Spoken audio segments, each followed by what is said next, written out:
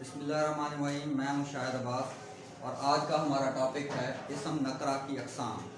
کل ہم نے صرف و نحو پڑھا تھا، اس کے علاوہ اسم پڑھی تھی، اسم کی اقسام پڑھی تھی۔ پہلے تو اسم کی تعریف دوبارہ ایک دفعہ جو ہے ریمائنڈ کر لیتے ہیں، دوبارہ ایک دفعہ میں آپ کو یاد دہانی کروا دیتا ہوں کہ اسم کہتے ہیں کسی بھی چیز، جگہ یا شخص کے نام کو اسم کہتے ہیں۔ کسی بھی چیز، شخص یا جگہ کے نام کو کیا کہتے ہیں؟ اسم کہتے ہیں۔ اسم کی دو اقسام ہیں، ایک اسم نکرہ، اسم معرفہ۔ اسم نکرہ کہتے ہیں کسی بھی عام جگہ، چیز یا شخص کے نام کو، جیسے مسجد ہے، ٹھیک ہے، یہ جگہ ایک عام جگہ کا نام ہے، ٹھیک ہے، آدمی میں کہتا ہوں، یا کرسی کہتا ہوں، دفتر، یا یہ پوائنٹر ہے، تو یہ عام چیز کا نام ہے۔ اسی طرح اسم معرفہ کہتے ہیں کسی بھی خاص جگہ، خاص چیز یا خاص شخص کے نام کو، جیسے قائد اعظم ہے، علامہ اقبال ہے، قرآن پاک ہے، ٹھیک ہے، مسجد نبوی ہے۔ تو آج ہم نے پڑھنا ہے اسم نکرہ کی اقسام کون کون سی ہیں۔ اسم نکرہ کی 7 اقسام ہیں، ٹھیک ہے، اور پہلی اقسام ہے، اس کی پہلی قسم ہے اسم اعلیٰ۔ اسم اعلیٰ کس کو کہتے ہیں؟ نام سے ہی ظاہر ہو رہا ہے، اسم اعلیٰ، اسم کہتے ہیں نام کو اعلیٰ، اوزار یا ہتھیار۔ وہ اسم جو کسی اوزار یا ہتھیار کو ظاہر کرنے کے لیے بولا جائے یا لکھا جائے، اس کو کیا کہتے ہیں؟ اسم اعلیٰ۔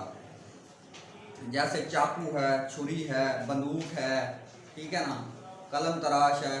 کوئی بھی اعلیٰ کا مطلب ہوتا ہے کوئی بھی ایسا آلہ یا مشینری جس سے کوئی کام بآسانی سر انجام دیا جا سکے، جس سے کوئی کام بآسانی سر انجام دیا جا سکے۔ جیسے ہم چاقو کے ساتھ سبزی کاٹ لیتے ہیں، یا آپ کا جو شارپنر ہوتا ہے جس کو قلم تراش کیا کہتے ہیں، قلم تراش کہتے ہیں، تو اس کے ساتھ ہم بآسانی سکے کو نکال لیتے ہیں۔ اسی طرح بندوق جو ہے یہ ہتھیار میں آ جاتا ہے، تلوار جو ہے جس کے ساتھ جنگ لڑی جاتی ہے یہ ہتھیار میں آ جاتا ہے۔ تو اوزار اور ہتھیار دونوں کو ظاہر کرنے کے لیے جو الفاظ بولے جاتے ہیں انہیں اسم اعلیٰ کہا جاتا ہے۔ اس کے بعد ہے اسم صوت۔ صوت کہتے ہیں آواز کو، کسی بھی جاندار یا بے جان کی آواز کو ظاہر کرنے کے لیے جو الفاظ بولے جاتے ہیں ان کو کیا کہتے ہیں؟ اسم صوت۔ کسی بھی، صوت نہیں ہے، صوت ہے، کسی بھی جاندار یا بے جان چیز کی آواز کو ظاہر کرنے کے لیے جو الفاظ بولے جاتے ہیں ان کو کیا کہتے ہیں؟ ان کو اسم صوت کہتے ہیں۔ جیسے کوا کیا کرتا ہے؟ کائیں کائیں کرتا ہے۔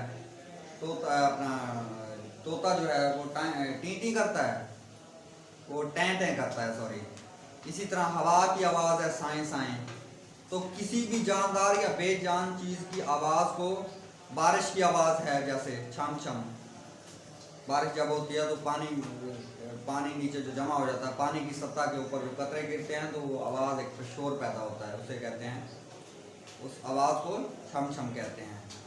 تو کسی بھی جاندار یا بے جان چیز کی آواز کو ظاہر کرنے کے لیے جو الفاظ بولے جاتے ہیں انہیں اسم صوت کہا جاتا ہے۔ اس میں صفت، کسی بھی جاندار یا بے جان چیز کی اچھائی یا برائی کو ظاہر کرنے کے لیے جو الفاظ بولے جاتے ہیں انہیں اس میں صفت کہا جاتا ہے۔ اچھائی یا برائی دونوں پہلو اس میں صفت میں 2 چیزیں آتی ہیں، صرف اچھائی نہیں آتی، برائی بھی۔ تو اچھائی یا برائی، جیسے وہ زاہد ایک نیک لڑکا ہے، تو نیک اس میں کیا ہے؟ اس میں صفت ہے، ٹھیک ہے نا۔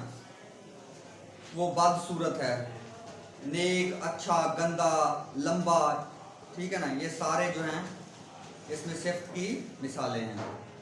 اسی طرح اس میں جامد۔ اس میں جامد ویسے تعریف اس کی یہ ہے کہ وہ اسم جو نہ کسی دوسرے اسم سے بنا ہو اور نہ ہی اس سے کوئی اسم بنایا جا سکتا ہو، اسے کہتے ہیں اس میں جامد۔ اس میں زیادہ تر ٹھوس اور بے جان چیزیں ہوتی ہیں، جیسے پہاڑ ہے، چٹان ہے، ٹھیک ہے نا، بے جان ٹھوس چیزیں، ٹھیک ہے، پہاڑ، چٹان۔ اس کے بعد آتا ہے اسم مکبر۔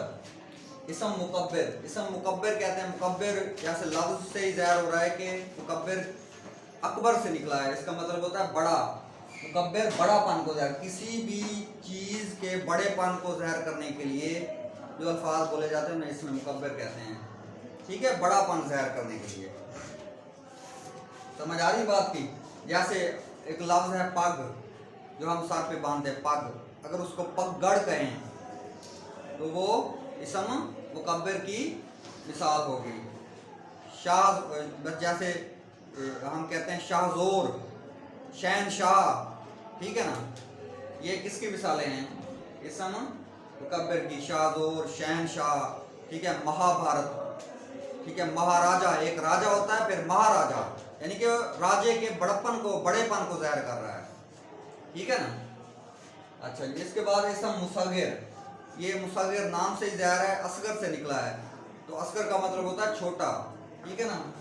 इसम मुसग़िर किसी चीज़ के छोटेपन को ज़ाहिर करने के लिए जो अल्फाज बोले जाते हैं उनको इसम मुसग़िर कहा जाता है। जैसे पग एक लफ्ज़ मैंने मिसाल दी थी, तो हम पगड़ी कह दें, बच्चा है, बच्चे से बचूंगड़ा, यानी कि बच्चे से भी छोटा, बचूंगड़ा, ठीक है ना। समझ आ रही है बात की। इसके अलावा प्याली, इसके अलावा और मिसालें इसकी देख लेते हैं हम कि मुख चेहरे को कहते हैं मुखड़ा, यानी कि मुखड़ा ये छोटेपन को ज़ाहिर कर रहा है, चेहरे के छोटेपन को, उसे इसम मुसग़िर कहा जाता है। इसी तरह सातवां है इसम ज़र्फ़, किसी भी किसी वक्त को, वक्त की इकाई को या किसी जगह को, ये उस वक्त ये अल्फाज बोले जाते हैं जब किसी जगह को या वक्त को जो है ज़ाहिर करना मकसूद हो, किसी वक्त को या जगह को ज़ाहिर करना मकसूद हो, तब इसम ज़र्फ़ जो है, ये इसम ज़र्फ़, ये अल्फाज बोले जाते हैं। तो इसम ज़र्फ़ का की दो अक़साम हैं, इसम ज़र्फ़ मकान, इसमें ज़र्फ़ ज़मान।